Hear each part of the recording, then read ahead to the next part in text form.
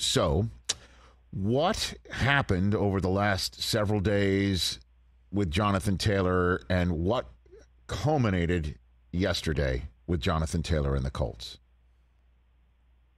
There was always a team positioned deadline of 4 p.m. Eastern time to come to some type of an arrangement in terms of when they gave him permission to seek a trade, they had to have a cutoff for multiple reasons. One, the Colts would love if the drama ends at some point here, even though they're not just going to do that by giving the guy away. But secondly, they had to make a roster move because he has been on the active, physically unable to perform list throughout the course of training camp.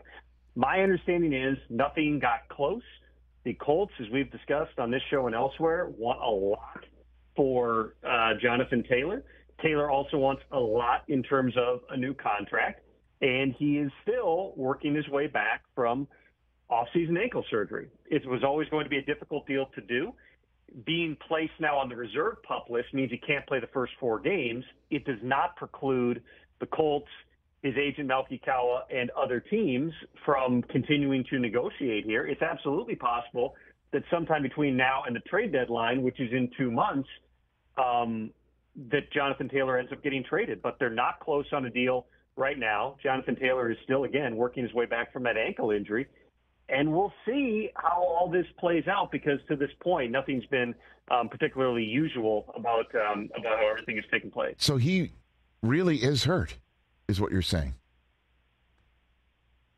And nobody seemed to believe me when I kept saying that early on in training camp. I mean, he had a significant ankle injury that he battled through last year. Listen, this is a super tough, super mature guy who's been a program player for them and led the league in rushing in 2021. He was never right last season. From the time he suffered the ankle injury, he tried to come back. I remember talking to him the night before the game against Minnesota, and at that point he wanted to keep pushing. He wanted to go for the team. He then tweaked the ankle again in that game, and that was the last time that we saw him. But he had off-season surgery.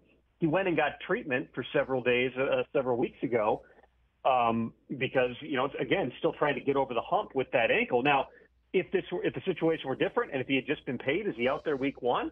I can't sit here and say that he's not. But at this point, he's not done anything in practice. And for all these guys, really, Rich, who have not participated, whether you're talking about Nick Bosa, Chris Jones, T.J. Hawkinson, Christian Wilkins, it does cast doubt on how quickly they're going to be able to be ramped up to full speed. So, for Taylor here, now he's got 4 weeks. The trade happens tomorrow. A new team gets him for 5-6 weeks in their building, ramp him up physically, and then he's ready to go week 5.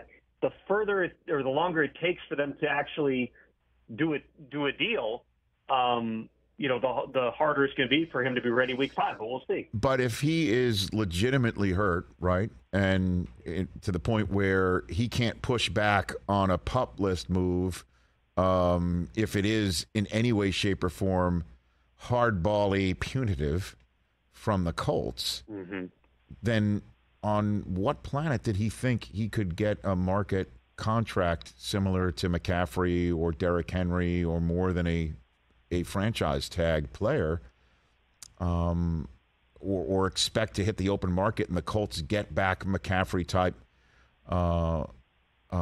compensation, right? I mean, if he's hurt, this is not his best negotiating position, I'd imagine. Tom, right?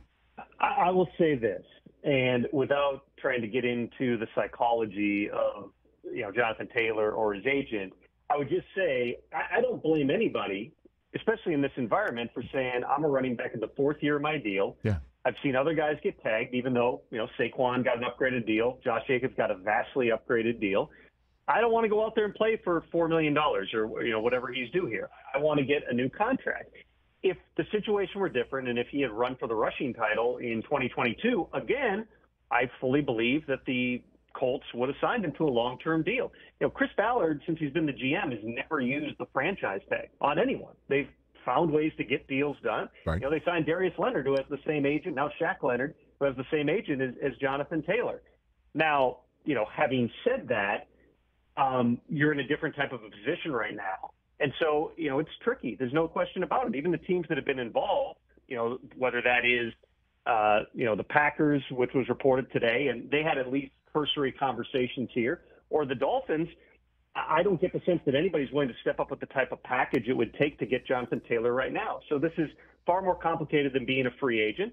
Obviously, the leverage is with the team, and they're going to have to kind of figure out exactly what the path forward is here. And they've kind of, by making this roster move, they bought themselves another 4 weeks. Catch the Rich Eisen Show every single day on the Roku channel, 12 to 3 Eastern, for free.